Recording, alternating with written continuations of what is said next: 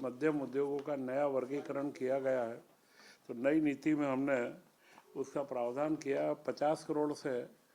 इसकी सीमा बढ़ा करके 125 करोड़ कर दी गई है।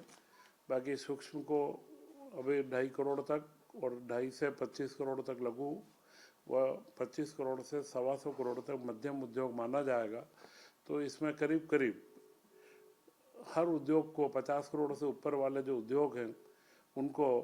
निवेश संवर्धन सहायता के अंदर बड़ा लाभ होगा और मध्य प्रदेश के औद्योगिकरण में इसका महत्वपूर्ण योगदान रहेगा। इसी के साथ में महत्वपूर्ण बदलाव जो करा है कि जो पिछड़े क्षेत्र हैं, कुछ ऐसे ब्लॉक चिन्हित किए जा रहे हैं कि जहाँ पर औद्योगिकरण की गति कम है, वहाँ पर 40% की जगह पर हम 52% के करीब उनको हम सहायता प्रदान करेंगे, जिससे पूरे प्रदेश का एक समग्र विकास हो, हर जिलों के अंदर निवेश की संभावनाएं बढ़े। तथा इस बार हमने एक्सपोर्ट के लिए मध्य प्रदेश से एक्सपोर्ट को गति बढ़े, इसके लिए जो भाड़ा यहाँ से लगता है कंटेनर का, उस फ्रेट के अनुदान की एक व्यवस्था नई की है, जो कम 40 लाख रुपए प्रति वर्ष और 2 करोड़ रुपए अधिकतम उसको 5 साल में हम देंगे। 50% फ्रेट अनुदान के रूप में देंगे। यह पहली बार यह प्रावधान लाया गया है। और अगर फॉरेन का कोई डायरेक्ट इन्वेस्टमेंट आता है तो उसके निवेश के ऊपर भी अतिरिक्त सहायता हम लोग प्रदान करेंगे। तो यह ऐसे महत्वपूर्ण बदलाव हैं जो अगले नए युग के लिए हमारे यहाँ के उद्योगों को तैयार करना, और उसी के लिए हमने R&D के लिए अगर कोई फैसिलिटी बनती है तो उसके लिए R&D लैब के लिए स्थापना के लिए 25 करोड़ रुपए तक का अनुदान के प्रावधान किए हैं। तथा लीन व जेड, ये 2 तरीके के प्रावधान है जो हमारे वर्तमान उद्योगों की गुणवत्ता, सर्टिफिकेशन व अन्य चीज़ों को बढ़ावा देते हैं, उनके वेस्टेज को रोकते हैं। अगर उसके लिए वे कोई कार्य करते हैं तो उसके लिए विशेष अनुदान का हमने प्रावधान करा है। तथा आज वर्तमान में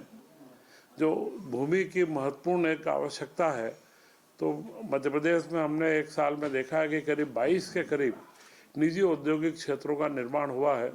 तो इस बार हमने उनको अनुदान के रूप में 40 करोड़ तक की राशि, हम अगर निजी औद्योगिक क्षेत्र डेवलप होंगे तो उन्हें 40 लाख रुपए प्रति हेक्टर के हिसाब से अनुदान देंगे, जिससे निजी क्षेत्र के सहभागिता को बढ़ावा मिले और भूमि व उद्योगों की उपलब्धता बढ़े। इसी के साथ में हमेशा कई महिला उद्यमियों के द्वारा वो जनरल एक डिमांड आती थी कि बड़े शहरों में फ्लैटेड इंडस्ट्रियल एरिया बनाया जाए। तो फ्लैटेड इंडस्ट्रियल एरिया में हम निजी क्षेत्र को बढ़ावा देंगे और उसमें अगर कोई आगे आते हैं तो हम लोग करीब करीब 800 रुपये प्रति वर्ग फीट से उनको अनुदान देंगे, जिससे फ्लैटेड इंडस्ट्रियल एरिया शहरी क्षेत्र के आसपास बने और एक नया माहौल प्रदेश के अंदर बने। तो MSME क्षेत्र केंद्र सरकार के भी फोकस पर है और मध्य प्रदेश में भी हमारे मुख्यमंत्री डॉक्टर मोहन यादव जी ने जिस तरीके से रीजनल कॉन्क्लेव करे हैं और आज पूरे प्रदेश में माहौल बना है, इसका प्रत्यक्ष प्रमाण है कि इस जो हमारी ग्लोबल इन्वेस्टमेंट समिट हो रही है, इसमें अभी तक 35,000 के करीब रजिस्ट्रेशन आ चुके हैं। तो यह स्पष्ट दर्शाता है कि मध्य प्रदेश के उद्यमियों के अंदर एक नया उत्साह व उमंग बनी है और मध्य प्रदेश में जो नया माहौल बना है इसका GIS के माध्यम से, और इसके पहले हमने जो नीतियों के अंदर जो आवश्यकताएं थी नए अवसर के साथ में आने की, उन सबका बदलाव करा है। आज भी उद्योग से संबंधित 3 नीतियां, जो स्टार्टअप की नीति है उसमें भी बड़ा बदलाव करा है। भूमि आवंटन की नीति जो लघु मध्यम उद्योग की थी उसमें भी हमने परिवर्तन करे, उन 3 नीतियों को आज पास किया गया है। मैं ऐसा मानता हूँ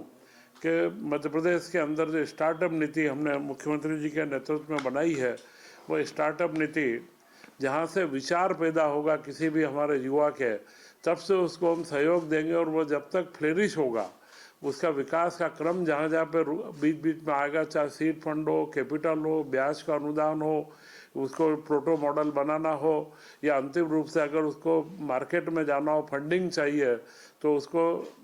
अल्टरनेट फंडिंग के माध्यम से 100 करोड़ तक का एक फंड हम बना रहे हैं। तो यह एक ऐसा कार्य है जो स्टार्टअप नीति, मुझे लगता है कि पूरे देश के अंदर मध्य प्रदेश की हमारी नीति सर्वप्रथम होगी।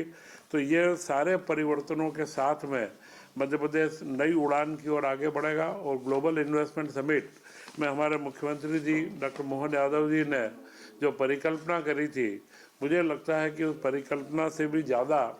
हमें इसमें प्रस्ताव भी प्राप्त हो रहे हैं तथा प्रधानमंत्री नरेंद्र मोदी जी 24 तारीख को इसका उद्घाटन कर रहे हैं और इसका समापन हमारे देश के गृह मंत्री अमित शाह जी कर रहे हैं। यह एक ऐसा संयोग है क्योंकि जहाँ जहाँ पर भी प्रधानमंत्री जी का आशीर्वाद मिला है उन कामों को इस देश के अंदर नई ऊंचाइयाँ प्राप्त हुई है। तो मध्य प्रदेश में भी औद्योगिक क्षेत्र के अंदर नई उड़ान को हम प्राप्त करेंगे और यह नीतियाँ देश के अंदर एक अपने आप में मध्य प्रदेश का अलग स्थान बनाएगी, मुझे पूर्ण विश्वास है।